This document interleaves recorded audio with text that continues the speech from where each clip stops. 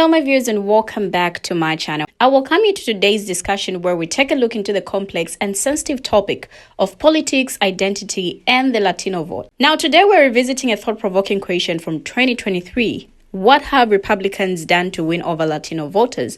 Now, the timing couldn't be more relevant, given the recent controversy at Donald Trump's rally where a comedian's hateful comment about Puerto Rico sparked outrage. Now, as we explore this issue, we will examine the interconnected dynamics of Trump, colonialism, classism, racism, capitalism, and religion. These factors have created a toxic mix that has alienated many Latino voters. Now, when Trump took office, his message resonated with some Latino communities, particularly those who have internalized racism or valued wealth and status above all else. However, this rhetoric has also awakened a sense of pride and resistance among many Latinos and Hispanics.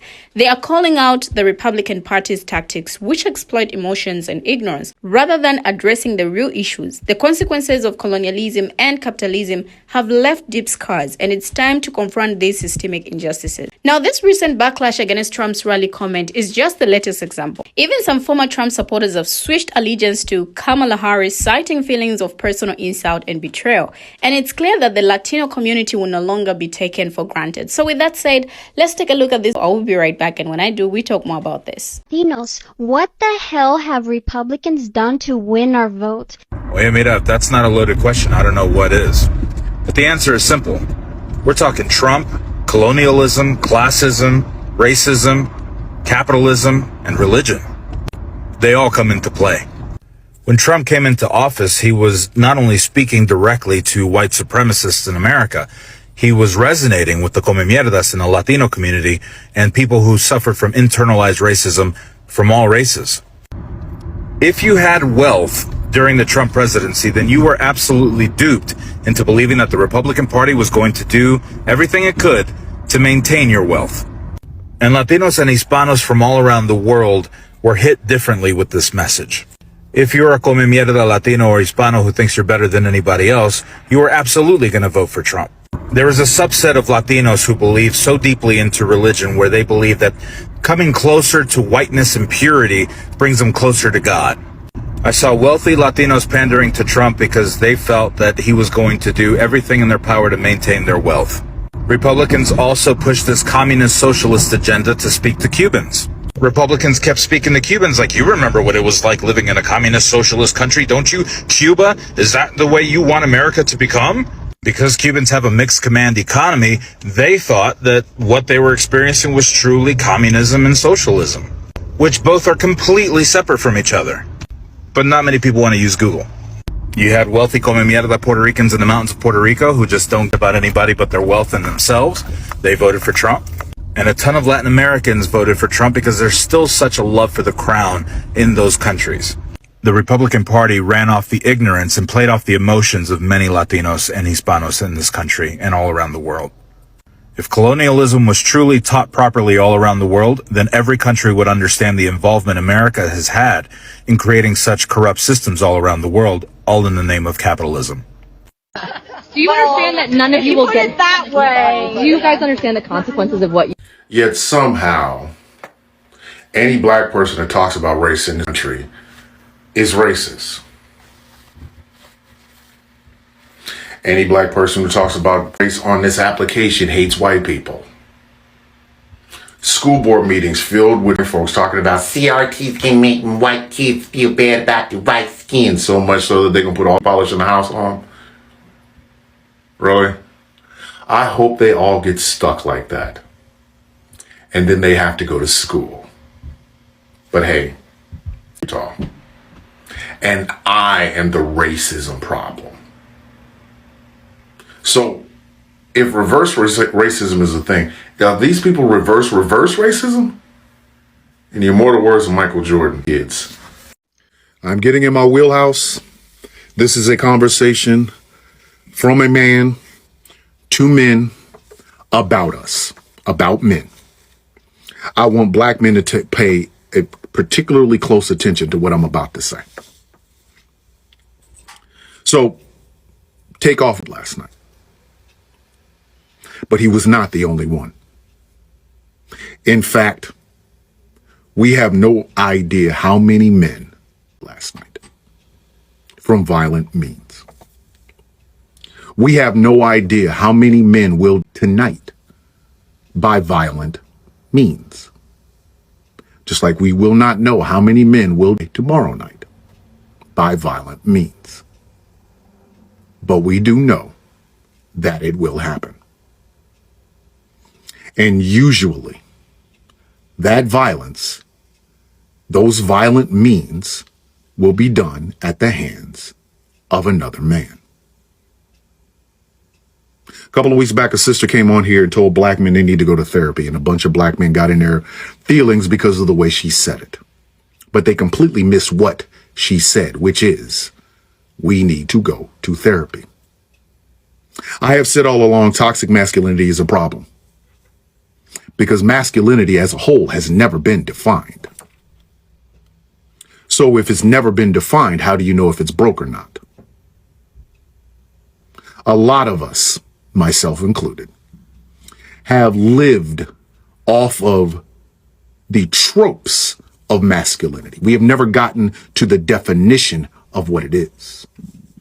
And if you live off of tropes long enough, you will think those tropes are what define it, when in actuality, no, it's not. And sadly, that undefined nature is what's killing us. Masculinity has always been broken. Men have always found a way to think that violence is the answer and guns are the way. We have men sitting around talking about civil wars now as if the first one was so great. But the fact remains, men are broken. All of us. You cannot fix what you do not know is broken. And you did not know it's broken because you've never defined it in the first place. Maybe we all do need to go and talk about this. Or we can keep pretending like this is what masculinity is, while more of us. Individuals who wish to remain verified, $20 a month. And here I am, banned from Twitter because I said a coon got a coon about Candace Owens. I have almost 900,000 followers over here on TikTok. I could probably get about that much over on Twitter. I probably won't be verified here, just like I won't be verified over there. And $20 a month to be verified. Oh, Elon. Never stop being that melted-faced child of apartheid, trying to make an extra buck, but you're a self-made billionaire. Oh, you. Some people got life twisted and allow me to help you out. It is not the job nor the responsibility of who have been the victims of racism to solve racism. So please stop asking black, brown, and indigenous people to solve a problem they've been the victims of and was here long before they got here, and they've had to exist in it and try to thrive while they're in the room. You want to solve racism? Talk to the racists. It is not the job nor the responsibility of the Jewish community to solve anti-Semitism. They have been the victims of it. They have had to thrive while it's sitting in existence. You want to solve anti-Semitism? Talk to them being anti-Semitic. Ask them to fix it. It is not the job nor the responsibility of Muslims across the world to solve your problem with Islamophobia. They just want to live their lives like everybody else. They want to worship their God. Just because you don't understand does not make that a them problem. That makes it a you problem. You want to solve Islamophobia? Talk to them about being Islamophobic. It is not the job nor the responsibility of black, brown, and indigenous women to solve womanhood. Why do women keep voting against us? Ask them to keep voting against y'all. It is not every woman's responsibility to Wonder Woman and fix womanhood. You need to be directly asking, why are you voting against us? It is not the responsibility of the LGBTQIA+ community to solve right-wing dogma. It's with the goddamn book. These people just want to live. Just because you have a doomsday scenario in your head where a bunch of trans people go into a goddamn public bathroom, child apart, does not make it a problem in the LGBTQIA plus community. That's a you problem, not a them problem. Caitlyn Jenner is not a pure representation of transhood. You know why? Because Caitlyn Jenner only looks out for Caitlyn Jenner and Caitlyn Jenner's interests. She has not tried to advance anything about transhood. That woman is not a great representation. She's a mouthpiece. Stop asking people who are the victims of these problems in America to fix the problems in America when they've been the victims of the problems in America. It's not their job.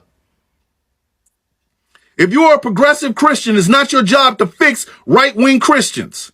It's the job of right-wing Christians to get their heads out of there and figure it out themselves. Stop asking the victims to do all the damn work.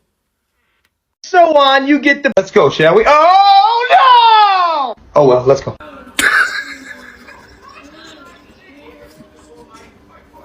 You show all the billboard plaques. And then show the picture of Donald Trump.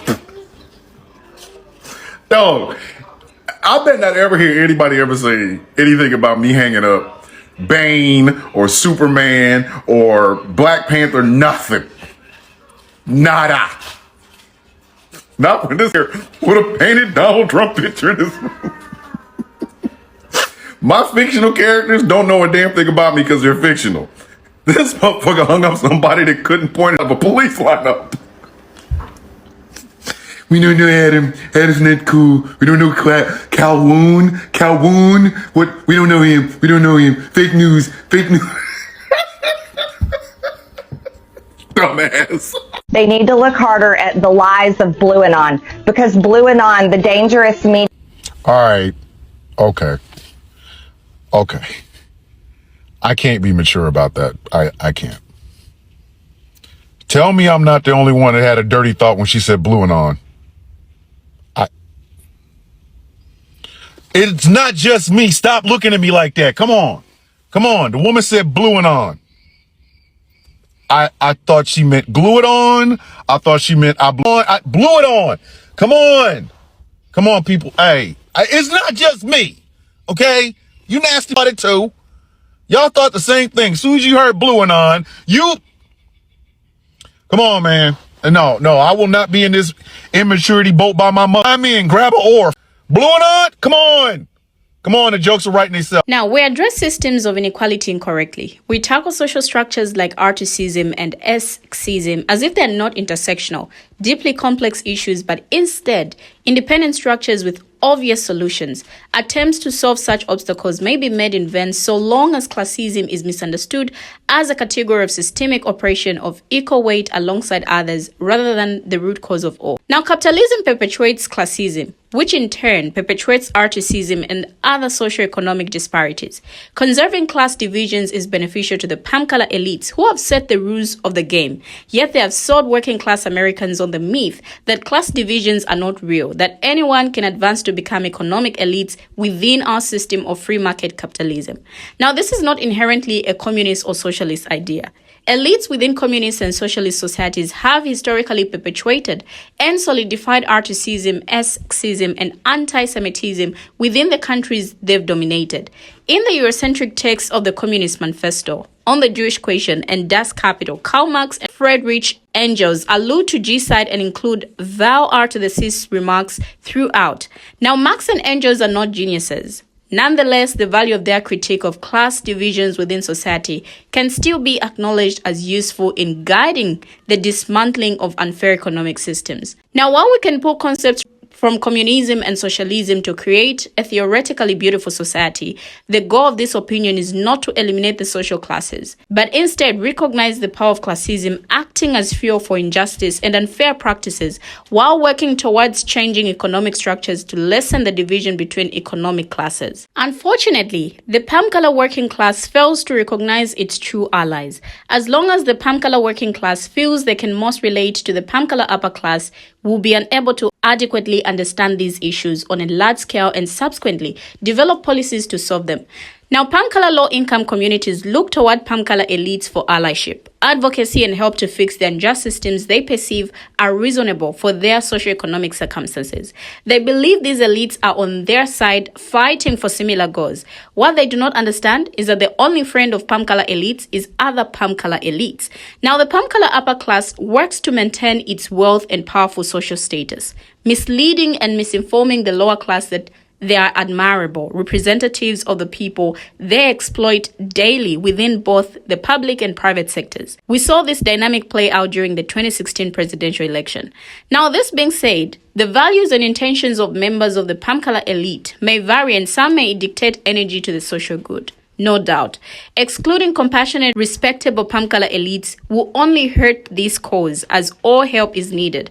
While they may be part of the system that perpetuates inequality, this is not necessarily about them. Rather, this is about the palm color elites that intentionally and strategically conceive the palm color lower class that the true enemy is the other.